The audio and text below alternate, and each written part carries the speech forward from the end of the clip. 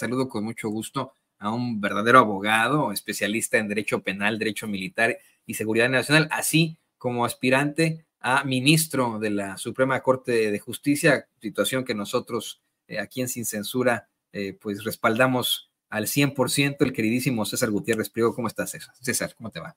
Muy bien, Toño, con el placer de saludarte a ti y a Paco. Siempre es un placer poder estar con ustedes. Un saludo a Pepe. Esperemos que se encuentre mejor. Siempre se le extraña cuando no convive con nosotros. Y me parece que lo que dice Paco tiene toda la razón. Fíjate, estamos viendo un grupo de trabajadores del Poder Judicial que están siendo manipulados porque se sabe en todo momento que sus derechos laborales están protegidos, incluso con la misma reforma constitucional. Pero nos damos cuenta cuando escuchamos, ¿no?, a personajes o a líderes dar diferentes entrevistas en medios de comunicación amenazando que ellos van a influir en cuanto a resoluciones que se podrían llevar a cabo. Esto significa que es algo que comúnmente realizan, ¿no? Me parece que todos sabemos que el paro que ellos han estado realizando es un paro ilegal, incluso no está contemplado en las leyes, y así es muy fácil, ¿no?, irte a paro cuando pues simple y sencillamente siguen pagando por no realizar el trabajo por el cual te contrataron.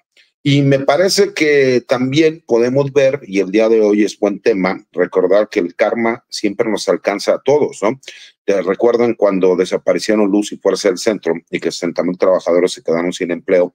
¿Cuál fue las resoluciones que dio en su momento el Poder Judicial, la Suprema Corte? Decían que ellos sí tenían derecho al trabajo, pero no al trabajo en específico que ellos querían tener, ¿no? La respuesta podría ser la misma.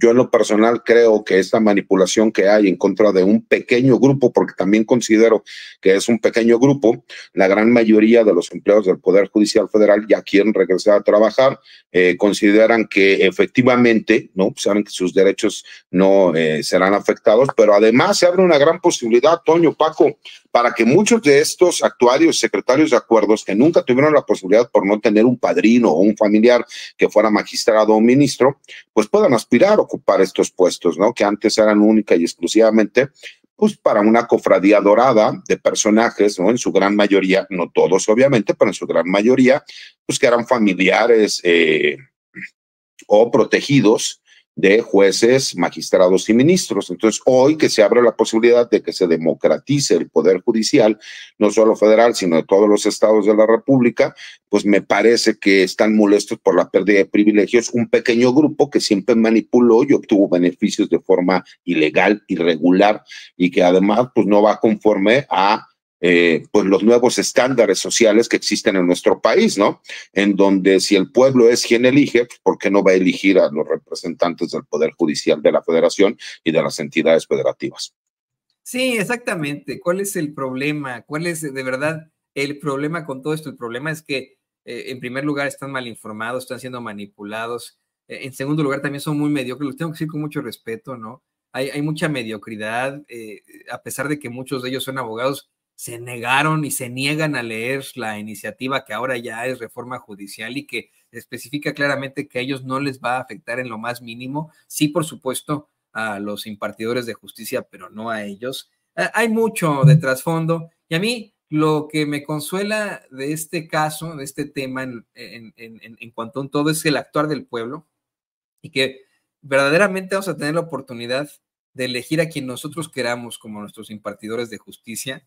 Tú eres uno de los candidatos, César, y a mí me da eso, a mí un gusto impresionante. Por cierto, que te quiero decir que te sigue ganando mi jefazo, porque la semana pasada vamos a conocer cómo es que después de recibir sus análisis de la biopsia en estos momentos está libre de cáncer y pues, híjole, tienes que ganarle tú ahora al ser ministro de la Suprema Corte, ¿eh?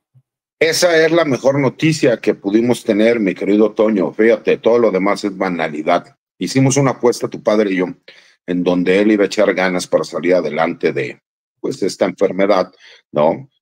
Tan lamentable. Y que si él echaba ganas, íbamos a competir. Yo le prometía que iba a ser candidato, ¿no?, para ser ministro de la Suprema Corte. Él ya cumplió, ahora yo voy en lo mío para poder cumplir la apuesta que hicimos tu padre y yo, y que la verdad es que me da muchísimo gusto saber que en este momento está libre de una enfermedad que, bueno, pues, en mi caso personal le costó la vida a mis dos abuelos, a mi abuela materna y a mi padre, ¿no?